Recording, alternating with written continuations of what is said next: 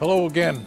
I'm Rod Murphy, author of Stopping Abortions at Death's Door and director of Problem Pregnancy, a Worcester, Massachusetts Pregnancy Resource Center. Do pro-lifers do anything for the woman and the baby after the baby is born? This snarky question was first asked by a Massachusetts congressman who supports abortion. The pro-abortion movement thinks this question will show the hypocrisy of pro-lifers. Their claim is that we are unconcerned with life beyond the womb. In fact, this claim shows the ignorance of abortion supporters.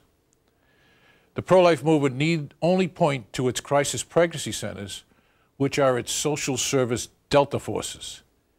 Since 1973's awful Supreme Court decision legalizing abortion, our CPCs and maternity homes have loved and given free practical help to millions of needy pregnant women and their children.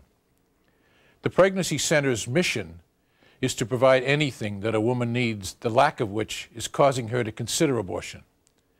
Those women clients worry about immediate and ongoing things, such as housing and unpaid bills and sexual abuse and legal help, immigration help, maternity care, psychological or spiritual counseling, referrals for adoption, baby cribs, maternity clothes, and many other needs.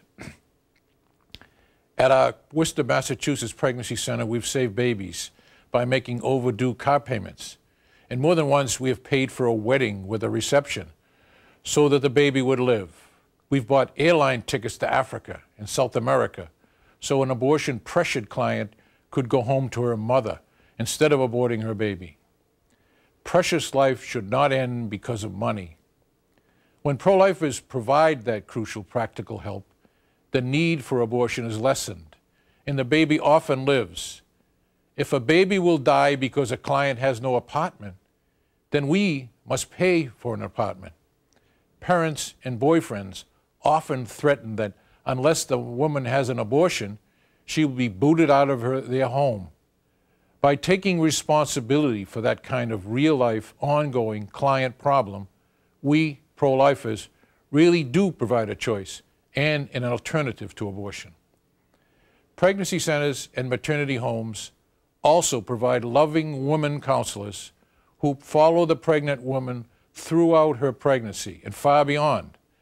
Clients come back to their pregnancy center for years for practical help, advice, and friendship. There has never been a situation when we in Worcester needed to save a baby by helping a mother that we didn't have the necessary funds.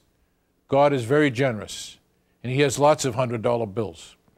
We continually pay expensive and ongoing client rents, child care, tuitions, so that babies may live and so their mothers are able to face the future. So what does that congressman do for women after their abortion? He talks the talk. Pro-lifers walk the walk. Thank you for listening to me on Catholic TV.